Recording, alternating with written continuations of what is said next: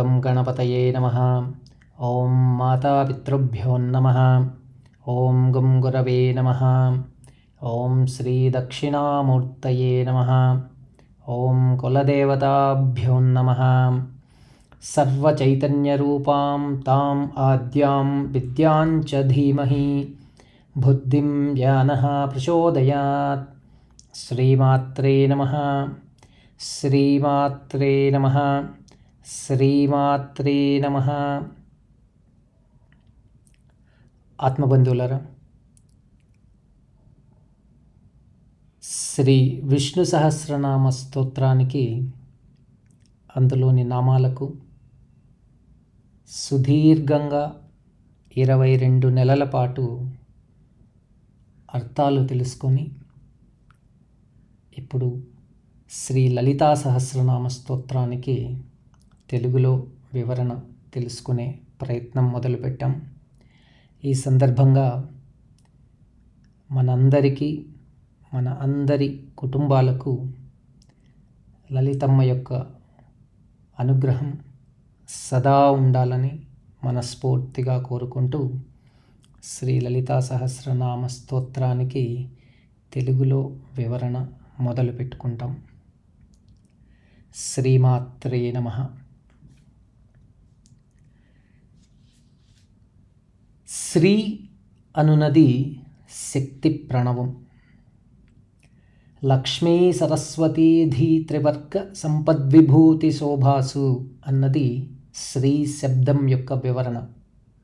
అంటే సరస్వతి, లక్ష్మీ, ధీ శక్తుల సంపద్విభూతుల సంకేతమే శ్రీ శబ్దం.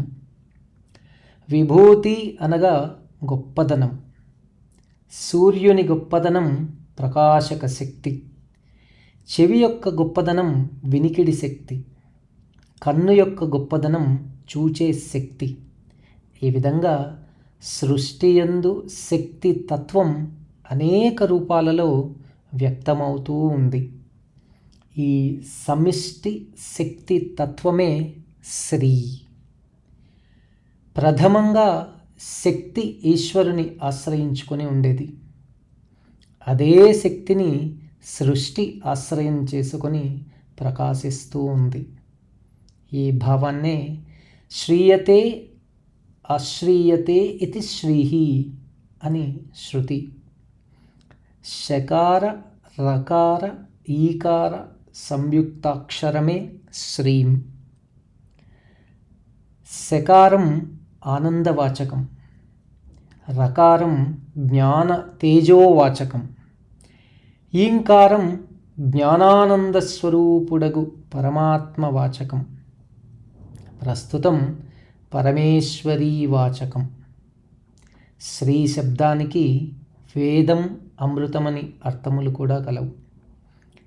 ఇట్టి పరమేశ్వరీ స్వరూప శ్రీమాతకు నమస్కారములు.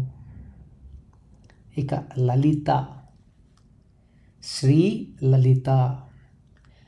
లోకానతీత లలతే లలిత తేన చోచ్యతే ఇతి లలిత అన్నది పద్మపురాణం.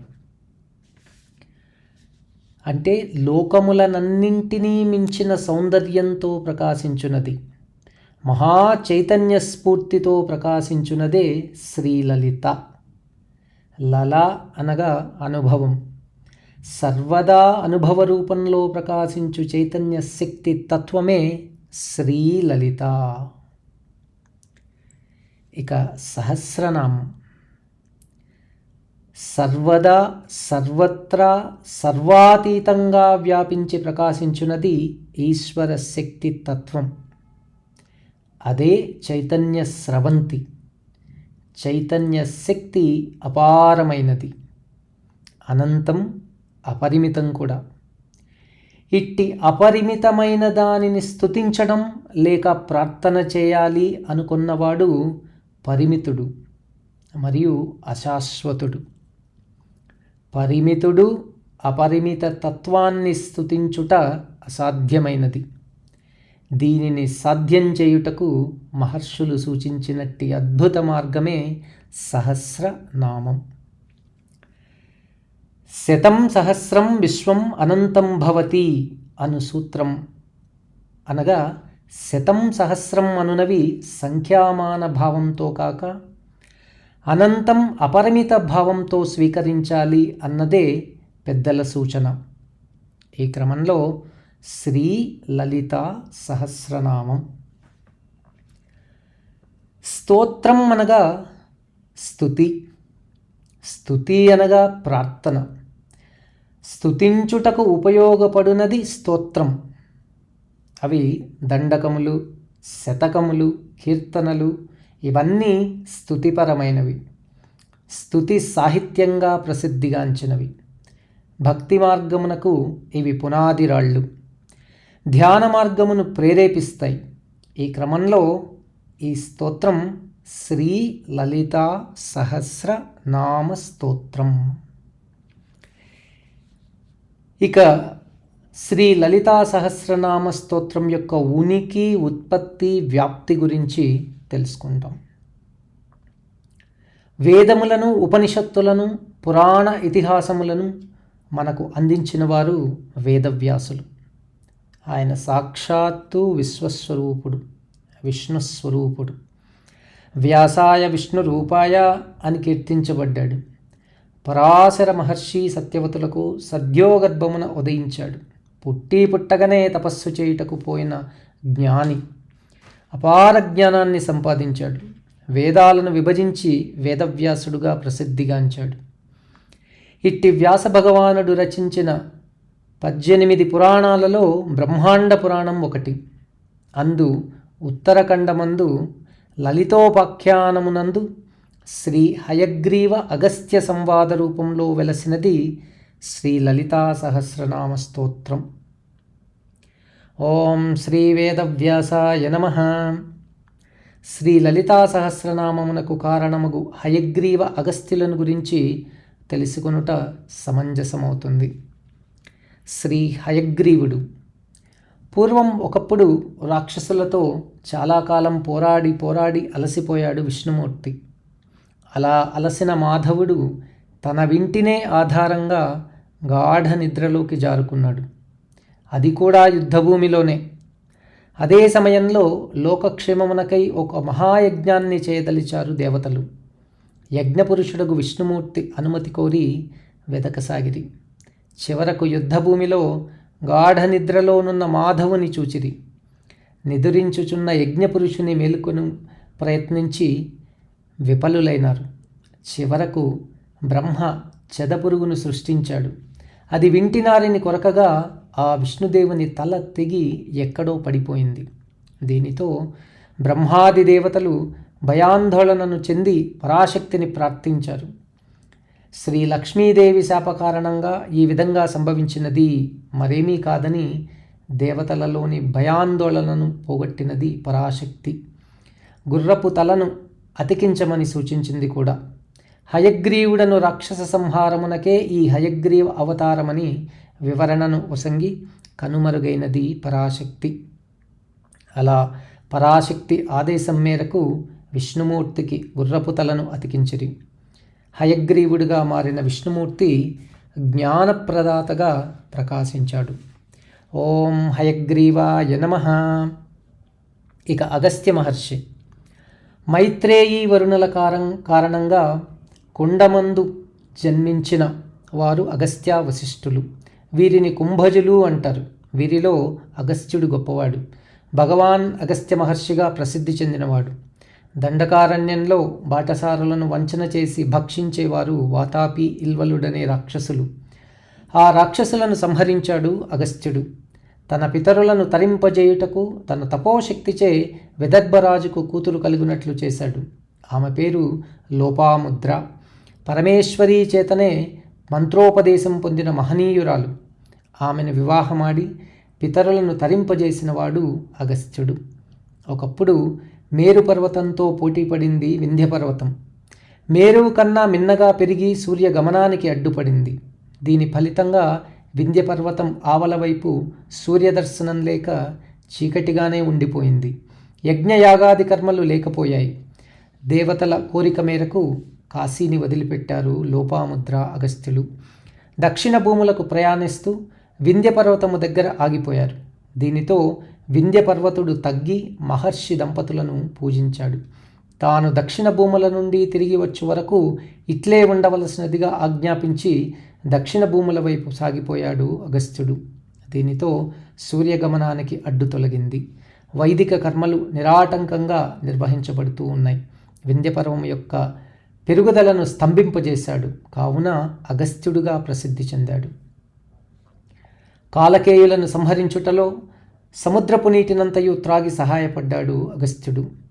ఓం లోపాముద్రా సమేత భగవాన్ అగస్త్య మహర్షిణే నమః.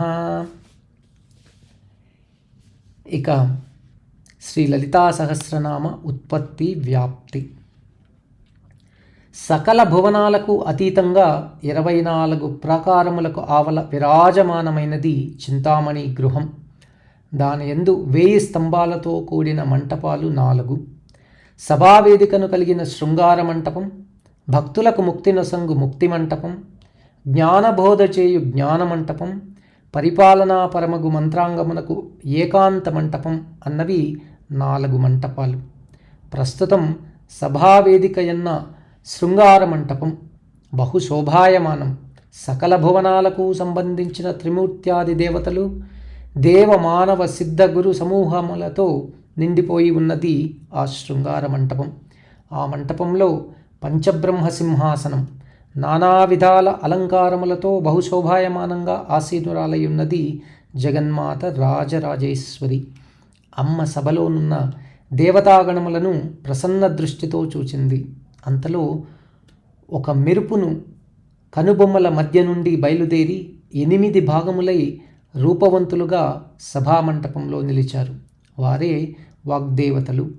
వారు వసిని, కామేశ్వరి, మోదిని, విమల, అరుణ, జయిని, సద్వేశ్వరి, కౌళిని.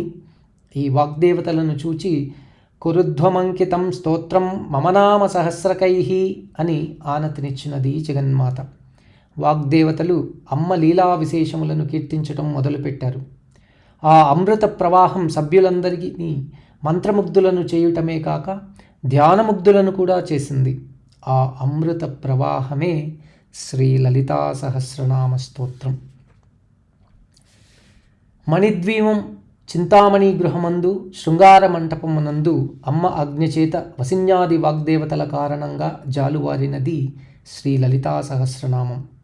వాగ్దేవతల నుండి హయగ్రీవ స్వామికి అమ్మ ఆజ్ఞచే హయగ్రీవుడు ఈ లలితా సహస్రాన్ని అగస్త్య మహర్షికి ఉపదేశించారు. అటు తర్వాత వేదవ్యాసుడు బ్రహ్మాండ పురాణం, ఉత్తరఖండం, శ్రీ హయగ్రీవ అగస్త్య సంవాద సందర్భంగా ఈ సహస్రనామాన్ని పొందుపరిచారు. అటు తర్వాత కొందరు భాష్యకారులు భాష్యమును వ్రాసి శ్రీ లలితా సహస్ర వ్యాప్తికి కారణమయ్యారు.